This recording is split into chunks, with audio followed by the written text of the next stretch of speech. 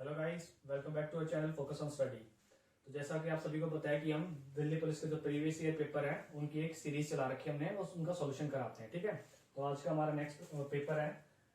इसमें पहला क्वेश्चन है, find the sum of prime numbers between 50 to 65। ठीक है, मतलब 50 से 65 के बीच में जो भी प्राइम नंबर्स है उनका हमें सम निकालना है। प्राइम नंबर्स क्या होते हैं आपके, जो सिर्फ 2 से डिवाइड होते हो, मतलब खुद से और 1 से, उसके अलावा किसी और से डिवाइड नहीं होते, मतलब कि जिनके सिर्फ 2 फैक्टर्स होते हैं वो नंबर्स आपके प्राइम नंबर्स होते हैं। ठीक है, 50 से 65 के बीच में, 50 से 65 के बीच में आपके प्राइम नंबर्स कौन से होंगे?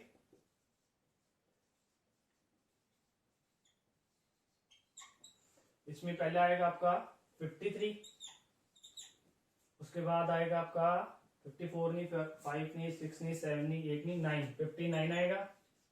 और उसके बाद 60, 61 आएगा, फिर 62, 63, 64, 65। बाकी सारे प्राइम नंबर्स नहीं है। तो यही 3 प्राइम नंबर है 50 से 65 के बीच में। ठीक है, इनका सम बताना है हमें।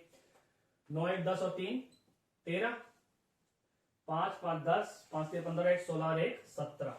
तो 173 इनका सम है, यानी कि ऑप्शन ए हमारा करेक्ट है। चलिए नेक्स्ट क्वेश्चन है हमारा, find the sum of 2 + 4 + 6 plus कहां तक 40 तक। मतलब कि ये 40 तक एक सीरीज गिवन है, इसका आपको सम निकालना। ऑप्शन हमारे 400, 441, 480 और 420। ठीक है, यहाँ पे एपी जो एन टर्म्स का जो सम होता है वो फॉर्मूला लगा सकते हैं हम। क्या फॉर्मूला होता है? Sum of n terms n/2 bracket 2a + n-1 × d। ठीक है, n होता है जितनी आपकी टर्म्स है, यहाँ 2 से 40 तक जाओगे आपकी तो कितनी टर्म्स होंगी? n की वैल्यू होगी आपके पास 20। उसके बाद a क्या होता है आपका? फर्स्ट टर्म होती है। फर्स्ट टर्म क्या है? 2, तो a की वैल्यू है 2। उसके बाद d होता है आपका कॉमन डिफरेंस। यहाँ पे डिफरेंस कितने का है? यहाँ पे 2, फिर 2 का डिफरेंस आ रहा है, कॉमन डिफरेंस हो गया आपका 2। फॉर्मूले में पुट कर दो, n की जगह 20/2 ब्रैकेट 2 इंटू a की value 2 plus bracket n-1, n कितना है? 20, 20 - 1 19 इंटू d की वैल्यू 2, 10 ब्रैकेट 4 प्लस 19 2 38, 38 और 4 42, 10 इंटू 42 = 420। ठीक है, 420 आपका सम आ गया, यानी कि option number D. Next question है हमारा, find the smallest among the following. ठीक है, ये फ्रैक्शन में 4 नंबर गिवन है, इनमें से मैं बताना सबसे छोटा कौन सा है। 3/4, 2/3, 4/7 और 5/3। ठीक है, इनमें से बताना है कौन सा सबसे छोटा है। क्या करना है? पहले आप इन सब का एलसीएम लेके डिनोमिनेटर सेम बना लो। डिनोमिनेटर सेम बन जाएगा ना आपका, तो उससे क्या होगा? जिसका न्यूमरेटर सबसे छोटा होगा वो नंबर सबसे छोटा होगा, और जिसका न्यूमरेटर सबसे बड़ा होगा वो नंबर सबसे बड़ा होगा। ठीक है, इनका एलसीएम लो और डिनोमिनेटर को सेम बनाओ। 4, 3 और 7। ठीक है, 4 3 7, इसका भी 3 है, तो इनका एलसीएम लेते हो आप, तो आपके पास एलसीएम आता है 84। ठीक है, अब सबको 84 बना लो। 3/4 है, 84 डिनोमिनेटर में चाहिए आपको, कितने से मल्टीप्लाई करोगे इसको? 4 दूनी 8 और 4 एकम 4, मतलब 21 से। अगर डिनोमिनेटर को 21 से मल्टीप्लाई कर रहे हो तो न्यूमरेटर को भी 21 से करना पड़ेगा। तो कितना आ जाएगा? 3 एकम 3, 3 दूनी 6, 63/84। ये हो गया। अब दूसरा क्या है? 2/3, 2/3 डिनोमिनेटर 84 बनाना है, कितने से गुना किया? 3 दूनी 6, कितना रह गया? 3 8 24, 28 से करोगे। अगर इसको 28 से कर रहे हो तो न्यूमरेटर भी 28 से गुना होगा। कितना आ गया? 2 8 16, 6 2 दूनी 4 और 1 5, 56/84। उसका तीसरा क्या है? 4/7, 4/7, 7 एकम 7, 7 दूनी 14, तो ये आ गया 48/84। ठीक है, उसका चौथा क्या है? 5/3, 5/3, कितने से गुना किया इसको? 28 से। अगर डिनोमिनेटर को 28 से किया है तो न्यूमरेटर को भी 28 से करेंगे। कितना हो जाएगा? 5 8 40, 0 4 5 10 और 4 14, 140/84। 84। ठीक है, तो आपके पास नए ऑप्शंस ये हो गए हैं। हमने डिनोमिनेटर सबका इक्वल बना दिया है। ठीक है, अब डिनोमिनेटर इक्वल बनने से क्या हो जाता है, सिर्फ आपको न्यूमरेटर चेक करना है, जिसका न्यूमरेटर सबसे छोटा है वो नंबर सबसे छोटा है, और जिसका न्यूमरेटर सबसे बड़ा है वो सबसे बड़ा नंबर है। तो यहाँ पे सबसे छोटा न्यूमरेटर किसका है, 48/84। 48/84 सबसे छोटा है। ठीक है, यानी कि 4/7। 4/7 सबसे छोटा नंबर है, यानी कि ऑप्शन सी आपका करेक्ट है। नेक्स्ट क्वेश्चन है हमारा, फाइंड द वैल्यू ऑफ। ठीक है, इसको सॉल्व करना है और इसकी फाइनल वैल्यू निकालने में क्या आता है आंसर। ऑप्शन क्या है, 31/8, 7/8, 5/6 और 2/3। सॉल्व कर लो। 7 या 21 प्लस 5 दूनी 10, यानी कि 21 प्लस 10 डिवाइडेड बाय 8 को 4 से करोगे 2, 2 3 जा 6, 2 प्लस 6 यानी कि 31/8। ऑप्शन ए करेक्ट है। नेक्स्ट क्वेश्चन हमारा, find the LCM of 2/3, 4/7 and 12/35। ठीक है, ये तीन नंबर्स फ्रैक्शन में गिवन है, इनका आपको एलसीएम निकालना है। ठीक है, ऑप्शन है हमारे पास 12, 12/3, 12/5 और 12/7। लास्ट चैप्टर किया था हमने एलसीएम एचसीएफ। ठीक है, क्या करना है, अगर फ्रैक्शन में नंबर्स गिवन है और एलसीएम निकालना है, तो न्यूमरेटर का एलसीएम डिवाइडेड बाय डिनोमिनेटर का एचसीएफ। न्यूमरेटर क्या है आपका 2, 4 और 12, इनका एलसीएम क्या होगा आपके पास 12, और एचसीएफ निकालना आपको डिनोमिनेटर्स का। डिनोमिनेटर क्या है 3, 7 और 35। 3, 7 और 35, इनका एचसीएफ क्या होगा आपके पास 1। ठीक है, तो इनका एलसीएम हो गया आपके पास 12/1 यानी कि 12।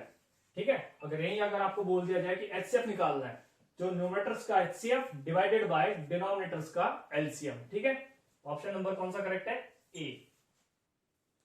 नेक्स्ट क्वेश्चन हमारा, which number is 30% less than 80% of 100। मतलब कि कौन सा ऐसा नंबर है जो 100 की 80% के 30% कम है। ठीक है, ऑप्शन क्या है 60, 44, 56 और 72। 100 का 80% यानी 80/100 मल्टीप्लाई बाय 30% लेस। 30% लेस कर रहे हो तो मतलब कि बचता कितना है 70%, यानी कि 70/100। 2 0 कैंसिल, इस 100 से ये 100 कैंसिल, 8 7 जा 56। मतलब कि 56 वो नंबर है जो 100 के 80% से 30% कम है, यानी कि ऑप्शन नंबर सी हमारा करेक्ट है। चलिए नेक्स्ट क्वेश्चन हमारा, ₹15,000 is divided between P, Q and R. If ratio of P and Q is 2:1 and ratio of Q and R is 4:3, then find the amount which Q had. ठीक है, मतलब कि total इतने rupees है, P, Q और R में divide किए गए हैं। P और Q का अमाउंट का रेशियो है 2:1 और Q और R के अमाउंट का रेशियो 4:3। तो हमें बताना है कि Q के पास कितने रुपए हैं। ऑप्शन क्या है 6,000, 4,500, 8,000 और 4,000। ठीक है, पहले तीनों का रेशियो निकाल लो, P, Q और R, तीनों का रेशियो निकाल लो। पहले P और Q का कितना गिवन है आपके पास 2:1। ठीक है, उसके बाद Q और R का कितना गिवन है 4:3। ठीक है, तो Q को इक्वल बना लो, इसको 4 से मल्टीप्लाई कर दो। अगर इसको 4 से कर रहे हो तो इसको भी 4 से करना पड़ेगा। तो P ratio Q ratio R क्या आ गया आपके पास 2 4 जा 8 रेशियो 4 रेशियो 3। ठीक है, ये तीनों का रेशियो आ गया। अब उसने क्या बोल रहा है टोटल कितना है हमारे पास 15,000। तो इन तीनों का सम मतलब कि 8x plus 4x plus 3x। ठीक है, ये P का अमाउंट, ये Q का और ये R का, टोटल कितना है 15,000। 8 और 4 12 और 3 15, यानी कि 15x इजिकल टू 15,000। तो x की वैल्यू आ गई आपके पास 1,000 रुपए। ठीक है, ये x की वैल्यू आ गई है। हमें अमाउंट किसका बताना है Q का। Q की क्या वैल्यू थी 4x। तो 4x is equal to 4 into 1,000 is equal to ₹4,000। ठीक है, किसी की भी पूछी हो यहां से हम बता सकते हैं। एक्स की वैल्यू आ गई ना, उसी को उससे मल्टीप्लाई कर दो। पी की पूछता तो 8x से मल्टीप्लाई, और आर की पूछता तो 3x, 3 से मल्टीप्लाई, 4000, यानी कि ऑप्शन नंबर डी। ठीक है, चलिए नेक्स्ट क्वेश्चन हमारा, the average age of a group of 20 boys is 15 years. ठीक है, 20 बॉयज का ग्रुप है जिसकी एवरेज एज है हमारे पास 15 साल। If one boy left the group then the average is reduce to 14.5 years. ठीक है, अगर ग्रुप में से एक लड़का चला जाता है तो जो उनकी एवरेज एज आ जाती है वो हो जाती है 14.5 ईयर्स। ठीक है, घट जाती है। Find the age of that boy. ठीक है, जो लड़का गया है ग्रुप से उसकी एज क्या है हमें बतानी है। ऑप्शन हमारे पास 24.5, 25.5, 23.5 और 21। ठीक है, तो पहले हम जो 20 बॉयज हैं उनकी एज का सम निकाल सकते हैं। सम कैसे निकालते हो आप? नंबर ऑफ बॉयज यानी कि ग्रुप में जितने भी लड़के हैं उतने किससे मल्टीप्लाई करोगे? जो उनकी एवरेज एज है। ठीक है, तो 20 लड़के हैं ग्रुप में इंटू 15 उनकी एवरेज है, तो 15 दूनी 30, ये उनका सम आ गया। ठीक है, जो 20 लड़के हैं उनकी जो टोटल एज है उसका सम आ गया। उसके बाद जब एक लड़का चला जाता है, जब एक लड़का ग्रुप में से चला जाता है तो एवरेज आ जाती है आपके पास 14.5, और लड़के एक जाने के बाद पहले 20 थे, एक चला गया तो हो गए 19 इंटू 14.5। ये 19 लड़कों की एज का सम कितना आ गया? ये 275.5 ईयर्स। ठीक है, तो यहां से यहां तक का जो डिफरेंस आया है वो किस वजह से आया है? क्योंकि एक लड़का उस ग्रुप में से चला गया था। हमें उसकी एज बतानी है, तो उसकी एज क्या होगी? इसमें से इसको माइनस कर दो, यानी कि 300 माइनस 275.5 कितना आएगा? ये आपका 24.5 ईयर्स। ठीक है, तो जो लड़का गया था उसकी एज क्या थी? 24.5, यानी कि ऑप्शन ए। चलिए नेक्स्ट क्वेश्चन हमारा, find the compound interest on ₹6,000 for 2 years at the rate of 10% per year. ठीक है, इतने प्रिंसिपल पर 2 साल के लिए 10% की रेट से हमें कंपाउंड इंटरेस्ट निकालना है, कितना होगा? ठीक है, 2 साल के लिए निकालना है। प्रिंसिपल कितना है? 6,000। 2 साल के लिए तो 2 लाइनें लगा दो। उसके बाद 6,000 का 10% कितना होगा? 600 पहले साल, दूसरे साल ये 600, और इस पर भी 10% रेट लगेगी, इस पर भी 10% लगेगी दूसरे साल में, तो ये आ जाएगा 60। सीआई क्या हुआ आपका? ये इन सब का सम, यानी कि 600 प्लस 600 प्लस 60 कितना आ गया? 1260। ठीक है, ये आपका सीआई है, यानी कि option number A. Next question है हमारा, if profit on selling a book for ₹900 is equal to the loss on selling that book for ₹500। ठीक है, अगर किसी बुक को 900 पे बेचते हैं हम, तो उसमें जो प्रॉफिट होता है हमें वो किसके इक्वल है? जब उसे 500 पे बेचोगे तो जितना लॉस होगा उसके इक्वल है। ठीक है, 900 पे बेचने पे जो प्रॉफिट होता है और 500 पे बेचने पे जो लॉस होता है वो दोनों इक्वल है। Find the selling price on which it should be sold to get the profit of 30%। ठीक है, तो हमें वो एसपी निकालना है जिसपे हमें प्रॉफिट हो 30% का। ठीक है, वो एसपी क्या होगा जिसपे हमें प्रॉफिट होगा 30% का? ऑप्शन है हमारे पास 1300, 1820, 840 और 910 रुपए। तो क्या करना है? Let the CP be ₹X। ठीक है, लॉस और प्रॉफिट जब तक आपके पास सीपी नहीं आएगा तब तक नहीं निकाल पाओगे। तो सीपी मैंने मान लिया X रुपीज है, 900 एसपी माइनस X। ठीक है, 900 पे अगर प्रॉफिट हो रहा है तो सीपी उससे कम होगा, यानी कि 900 माइनस X किसके इक्वल है? 500। 500 क्या हमारे पास एसपी है, यानी कि 500 X माइनस 500।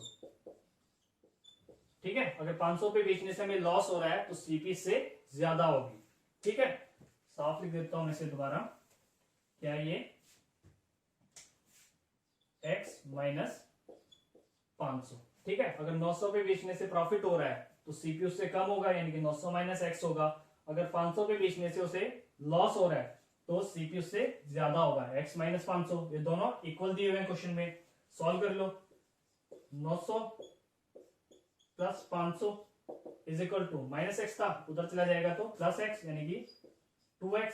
तो 2x की वैल्यू आपके पास 1400 और x की वैल्यू आ गई आपके पास 700, यानी कि सीपी आ गया हमारे पास 700। हमें क्या बताना है, एसपी बताना है जिसपे उसे 30% का प्रॉफिट हो। तो प्रॉफिट निकाल लो पहले, 30/100, 7×21, यानी कि 210 रुपए का प्रॉफिट। 210 रुपए का प्रॉफिट, सीपी कितना है 700 प्लस 210, तो एसपी आ गया आपके पास 910 रुपए। मतलब कि 910 रुपए में जब हम उसे बेचेंगे तो हमें 30% का प्रॉफिट होगा, यानी कि option number D. Next question हमारा, if the breadth of a rectangular building is 4/5 of its length, if the area of the floor is 500 metre square, then find the difference of length and breadth of the building. ठीक है, मतलब कि एक rectangular building है, उसमें क्या है, जो ब्रेथ है वो लेंथ की 4/5 है, और फ्लोर का जो एरिया है वो आपके पास 500 मीटर स्क्वायर है। तो हमें बताना है लेंथ और ब्रेथ का डिफरेंस क्या होगा। ऑप्शन है हमारे पास 5, 10, 20 और 15। ठीक है, मैं मान लेता हूं let the length be 5x metre. ठीक है, मैंने मान लिया कि लेंथ मेरे पास 5x है, तो ब्रेथ क्या होगी, ब्रेथ है 4/5 ऑफ लेंथ, यानी कि 4/5 ऑफ 5x, 5 से 5 कैंसिल तो 4x। ठीक है, ये लेंथ मानी थी और ये ब्रेथ आ गई आपके पास। उसके बाद फ्लोर का एरिया, फ्लोर का एरिया क्या होगा, लेंथ इंटू ब्रेथ, यानी कि length 5x into breadth 4x। कितना गिवन है 500, 5 चौक 20, x इज इक्वल टू 500, तो x इज इक्वल टू ये x स्क्वायर हो जाएगा, क्योंकि x इंटू x स्क्वायर होगा, यहाँ पे भी x स्क्वायर है। 500 डिवाइडेड बाय 20, 25 आ गया। x की वैल्यू निकालनी है, स्क्वायर हटाओगे तो यहाँ पे अंडर रूट आ जाएगा, अंडर रूट होगा तो ये 5 आ गया। ठीक है, तो x की वैल्यू आ गई आपके पास 5 मीटर। ठीक है, उसके बाद डिफरेंस बताना है हमें, लेंथ कितनी है हमारे पास 5x, ब्रेथ कितनी है 4x, तो इनका डिफरेंस कितना आ गया x की वैल्यू क्या है 5 मीटर, यही आपके पास डिफरेंस आ गया, यानी कि option number A. Next question हमारा, a car travels a distance in 2 hours 30 minutes। ठीक है, with the speed of 100 kilometre per hour. एक कार कुछ डिस्टेंस ट्रेवल करती है 2 घंटे 30 मिनट में, क्या किस स्पीड से करती है 100 किलोमीटर पर आवर की स्पीड से। If it travels with the speed of 60 kilometre per hour, then find the time it takes to travel the same distance. मतलब कि अगर वो 60 किलोमीटर प्रति घंटे की स्पीड से चले तो बताना हमें उसे कितना टाइम लगेगा भाई सेम डिस्टेंस कवर करने में। ऑप्शन है हमारे पास 5, 25/6, 17/5 और 23/5।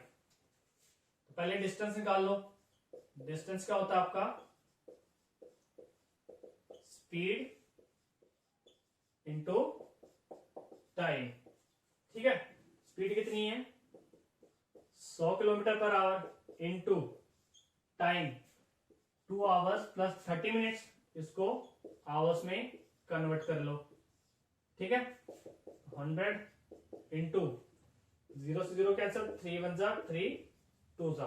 ठीक है, 1/2, 2 2 जा 4, 4 प्लस 1 5, यानी कि 5/2। 50, 5 5 25, यानी कि 250 किलोमीटर, 250 किलोमीटर आपका डिस्टेंस आ गया। अगर यही डिस्टेंस वो 60 किलोमीटर पर आवर की स्पीड से कवर करती है तो हमें बताना कितना टाइम लगेगा उसे। तो time is equal to distance upon speed. Distance कितनी है 250 डिवाइडेड बाय स्पीड कितनी है 60, यानी कि 25/6 आवर, यानी कि ऑप्शन नंबर बी। चलिए नेक्स्ट क्वेश्चन हमारा, if P and Q invested the money in the ratio 4:7। ठीक है, P और Q किसी बिजनेस में पैसा इन्वेस्ट करते हैं किस रेशियो में 4:7 में। P invested the money for 21 months, मतलब P अपना पैसा इन्वेस्ट करता है 21 महीने के लिए, and they got the profit in the ratio 3:5, ठीक है, और उन्हें प्रॉफिट मिलता है किस रेशियो में, 3:5 में। Then find for how much time Q invested the money, तो हमें बताना है कि Q ने कितने टाइम के लिए पैसा लगाया था बिजनेस में, ठीक है। ऑप्शन क्या है, 20, 18, 17 और 15। इन्वेस्टेड मनी उसका रेशियो क्या है, 4:7, यानी कि 4/7, ठीक है। उसके बाद P ने कितने मंथ्स के लिए, 21 मंथ्स के लिए पैसा लगाया, इंटू एक्स। मैं मान लेता हूं कि Q ने कितने टाइम पीरियड के लिए लगाया, x मंथ्स के लिए पैसा लगाया है, ठीक है। तो 4 × 21 डिवाइडेड बाय 7 × x क्या है, वो टाइम जितने टाइम के लिए Q ने पैसा लगाया था, इज इक्वल टू जो उनके प्रॉफिट के रेशियो के इक्वल होगा, 3/5, ये उनका प्रॉफिट का रेशियो था। 4 एकम 4, 4 दूनी 8, 84/7x is equal to 3/5, cross multiply कर दो, 84 × 5 इज इक्वल टू 21x, 5 चौक 20, 0, 2, 5 8 40 और 2 42 इज इक्वल टू 21x। तो x की वैल्यू 420/21, यानी कि 20 मंथ्स, ठीक है। तो Q ने 20 महीने के लिए पैसा लगाया था, यानी कि option number A. Next question हमारा, 2 pipes P and R fills a tank in 16 hours and 24 hours, ठीक है। 2 पाइप P और R किसी टैंक को 16 घंटे और 24 घंटे में भर देते हैं, and a third pipe S can empty it in 48 hours, ठीक है। और जो तीसरा पाइप है S, वो उसे खाली कर सकता है 48 आवर्स में। If all the 3 pipes are open together then find in how much time the tank will be filled. अगर तीनों पाइप्स को इकट्ठा खोल दें हम, तो हमें बताना है कि वो टैंक कितने टाइम में फुल हो जाएगा। ऑप्शन है हमारे पास 24, 16, 12 और 8। P कितने में भर सकता है, 16 घंटे में, R कितने में, 24 घंटे में, और S खाली कर सकता है कितने में, 48 आवर्स में, ठीक है। तो इन तीनों का एलसीएम मान लो, टोटल कैपेसिटी टैंक की 48, 16 तिया 48, मतलब कि ये हर घंटे 3 लीटर पानी डालता है, तब ये 16 घंटे में पूरा टैंक को फुल कर सकता है। 24 दूनी 48, ये हर घंटे 2 लीटर डालता है, और ये हर घंटे 1 लीटर निकालता है, ठीक है। 16 घंटे में भर रहा है, 48 लीटर है, तो हर घंटे 3, ये हर घंटे 2, और ये हर घंटे 1 लीटर निकालता है। मतलब 1 घंटे में कितना पानी डल रहा है टैंक में, 4 लीटर पर आवर, ठीक है। 3 ये डालता है, 2 ये डालता है, और 1 ये निकाल देता है। मतलब 3 + 2 5 -1 4 लीटर हर 1 घंटे में डल रहा है। टोटल कैपेसिटी टैंक की कितनी है, 48 लीटर पर आवर, 4 लीटर डल रहा है। टोटल टाइम कितना लगा उसे, 12 घंटे। मतलब कि टैंक को पूरा फिल होने में 12 घंटे लगेंगे, यानी कि ऑप्शन नंबर सी हमारा करेक्ट है, ठीक है। तो ये पेपर यही कंप्लीट होता है। अगर आपको हमारी वीडियो अच्छी लगी है तो हमारे चैनल को सब्सक्राइब करें, वीडियो को लाइक करें और शेयर करें। Thank you.